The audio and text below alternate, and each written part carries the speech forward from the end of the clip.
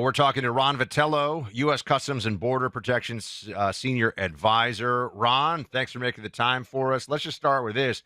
How is it that Trump is able to secure the southern border almost at a 100% level? I mean, it's in the 90-something percent drop so quickly. How did he do it? Leadership matters. He's got a good team in place with the likes of Secretary Noem, and there are now consequences, unlike anything I've ever seen on the southwest border. So that rhetoric that says we're going to do this, the American people gave him that mandate. Action by the front line, directed by the leadership, and actual consequences to the event of crossing the border illegally are now in place in a way, like I've said, I've been in and out of this business for 40 years, and I've never seen anything like it. It was so rapid, the change at the southwest border, it even surprised me. But so I think this would be really interesting, Ron, if I could just ask you, because I had seen, unfortunately, in the bad old days of the wide open border, what happens, people would walk up to Border Patrol. I mean, they would walk across where there wasn't a wall or there wasn't barrier, which there's a lot of places where that's still the case. They'd walk up and they would wave Border Patrol down. They would say, "Here I am," and sometimes through a translator, or sometimes they would say it in English, some version of, "I have a credible fear of violence in my country," and they would be processed and led into America, sometimes with a ticket to appear or show up somewhere in the system later on. I mean, the whole thing was just a joke. What happens now if you show up and you just want to come into America illegally? Well, it's a high likelihood that when you're arrested, even if you gave up or if you were trying to evade, there's a lot of that still going on, you're taken into custody like before, you're put into the system like before, and then you're referred for prosecution. The acceptance rate from the U.S. Attorney's Office all across the southwest border and the northern border in some places as well is over 90%. And so I'll just give you an example of what that means. When I was a second-line supervisor in Nogales, Arizona, we could not present a smuggling case, a criminal felony smuggling case, to the U.S. Attorney's Office unless there were 15 smuggled aliens in the vehicle that we were trying to prosecute the smuggler for driving. Right now, they're taking first-time entrants who enter the border illegally as a case. It's dramatically different than it's ever been. And so the high likelihood is that after you're processed and put into the system, you're going to be referred and then accepted for prosecution, and you'll have to see a judge for the crime committed crossing the border illegally.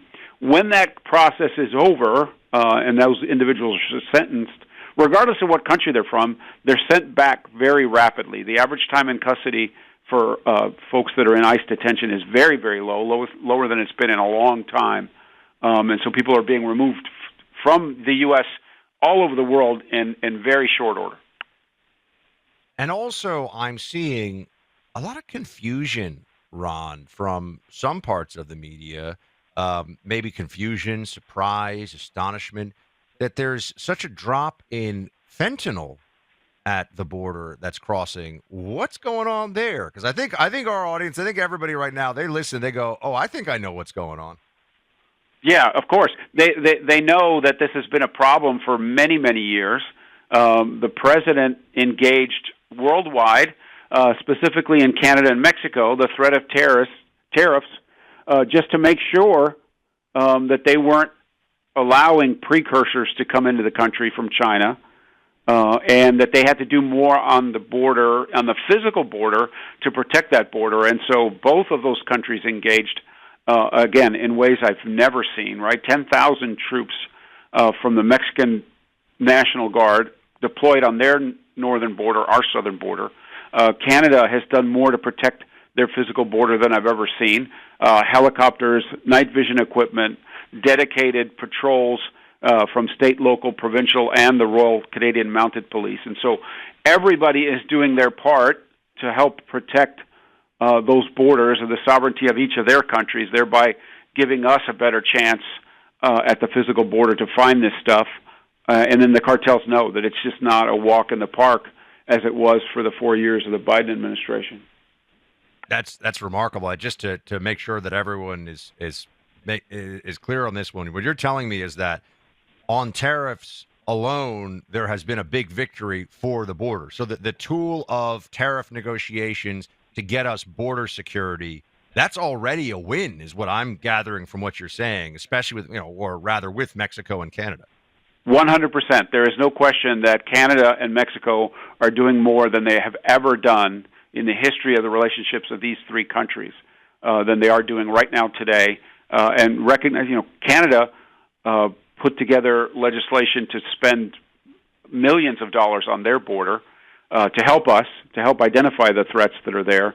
They now have a fentanyl czar, which they didn't have before January 20th, 2025.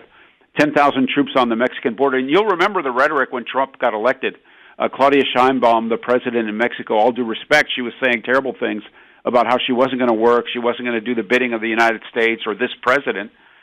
She deployed 10,000 troops. No one has ever done that before her or since. And so that has led to a huge reduction in illegal activity across the southwest border, including fentanyl precursors into their country, and then fentanyl across our border.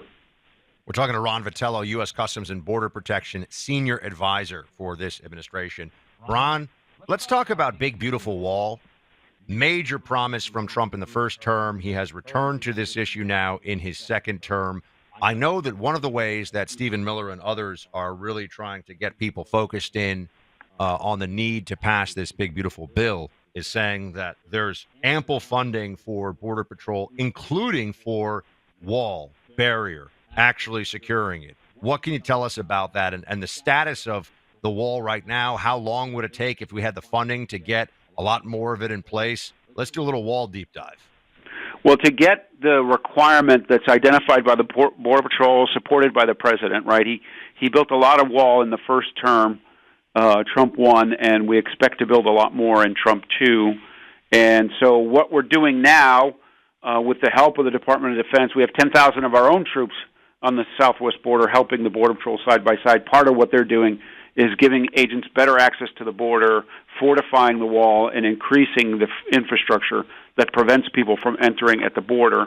About 100 new miles of barrier placed either by DOD or by the Border Patrol itself with the existing contracting and the funding left over from Trump 1. So Biden comes in, he puts a moratorium on all border construction, and so it froze the activity for a while.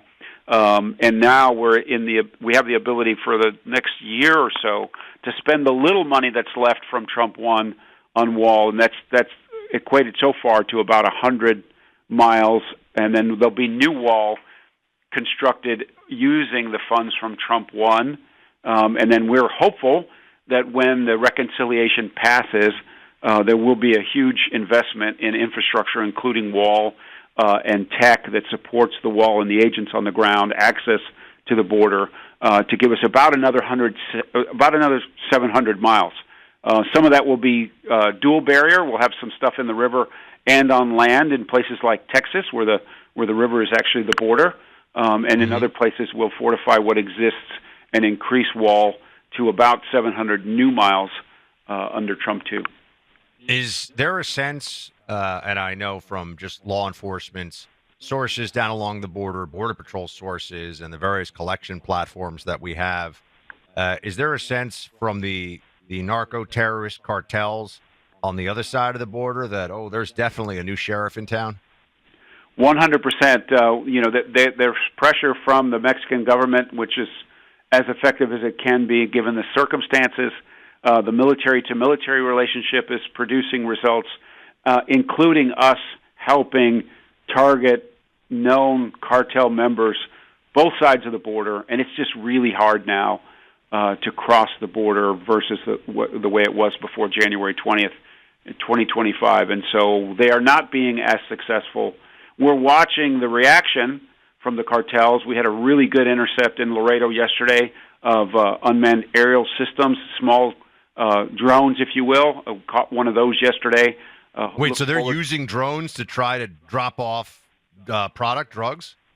We believe this one was counter-surveillance, okay. But it remains to be seen. We're going to try to exploit the media that's in there, to figure out exactly what it was. But so they're using drones to watch you guys or your guys at Border Patrol.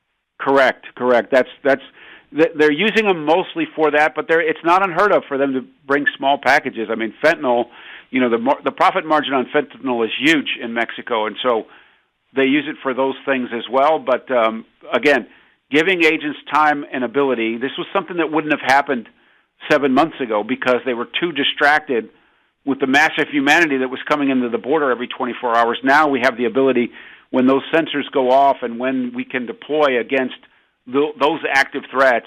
They did, in fact, seize a drone in Laredo yesterday, and that's what the cartel is capable of. And so we'll see more of that. There was a seizure in San Diego of about 7,000 pounds of methamphetamine in California, which we haven't seen a seizure in that size in probably over a year. And it was because the agents on the ground, the front line, has the time and ability to do the work, using the shoe leather, using their brains, using the intelligence holdings that exist in the United States to track that 7,000 pounds. We probably would not have gotten that pre-Trump because we're just too busy with the illegal activity that was coming across the border. So, yeah, the cartels have reacted. We're seeing increases on the coast near San Diego. We expect that to be the case near Brownsville as well. The subterranean threat has now been magnified in the sense that the land border is much harder to cross, and so all the alternative routes of entry are going to start to be used and exploited, and so we need to be vigilant. That's why we need to backstop what the front line can do with policy and rhetoric and consequences with more resources, as in wall, as in infrastructure, as in boots on the ground. That all has to be fortified and sustained if we want to keep the promise of making America safe again. Wondering if you could just speak to the morale of the men and women of Border Patrol now and what it feels like to have the mission and resources squared away like they have been so far in this administration. Yeah, no, the morale is very high. Lots of smiles on the faces of the men and women who now have the tools and the support that they require to be successful. Agents are recruited because they are interested in a career that is mostly outdoors, that mostly protects the country, that mostly is involved in activity designed to protect us all, and they weren't able to do that for the last administration, for the entirety of the Biden administration. They are back in business. The nonsense is over. They have support all the way to the Oval Office. You have the Secretary Noem out there visiting face-to-face with the front line, asking them what they need, ensuring they have those tools, and watching them be successful. And it's not just the incumbent agents, but it's also recruitment is off the charts, doubled since before Trump. And so, yeah, it's all going in that right direction as it relates to them being successful, which is why most of them are there. That's why they take the oath, because they want to protect us all. And now they have an opportunity to succeed as well. Ron Vitiello, advisor to CBP. Thanks for the good work, sir. Appreciate you being here. Thanks for inviting me. If you consider yourself pro-life like I am, here's a wake-up call. Despite the overturning of Roe v. Wade a few years ago, the number of abortions increased this past year. It's a tragedy. That means the lives of more than 1 million babies were lost last year to abortion. And there's no way this is going to just stop on its own. We have to step up. We, the pro-life community, have to give women the support, the love, and the clarity that they need for life. And that's where preborn comes in. Preborn's clinics are located in areas around the country with the highest abortion rates. And they do this on purpose. They're a frontline organization saving the lives of tiny babies in the womb day in and day out. Just imagine. I was at a preborn clinic here in Miami, and I got to meet a little 3-year-old girl, and she was there because her mom, who's now very involved with preborn and appreciates preborn, went to one of those clinics 3 years ago and had an ultrasound. And that mom saw the little heartbeat, saw the little baby in her womb, and realized, this is a beautiful, precious life, and I'm going to bring this life into the world. And now I got to see this beautiful little 3-year-old girl running around, her mom full of smiles, and also helping more and more moms to be just like her, make the decision for life. This is what preborn does. They rely on your donations. They rely on you. They get no government money. Yes, we have to vote for pro-life. We also have to take action to save lives with pro-life organizations like preborn. A gift of $28 would be enough for an entire ultrasound process to be given to one of these moms-to-be. And to donate, all you have to do is dial pound 250 and say the keyword baby. That's pound 250, say baby. A couple of you out there had a great year so far this year. You've made a lot of money. Your business is doing really well. Trump economy's kicked in. You can afford, it's tax deductible, by the way, but you could afford $1,000 donation right now to preborn. I know there are a few of you who can right now. You're listening to this. $1,000 thing. I can't even do the math for how many babies that would save off the top of my head. About 30.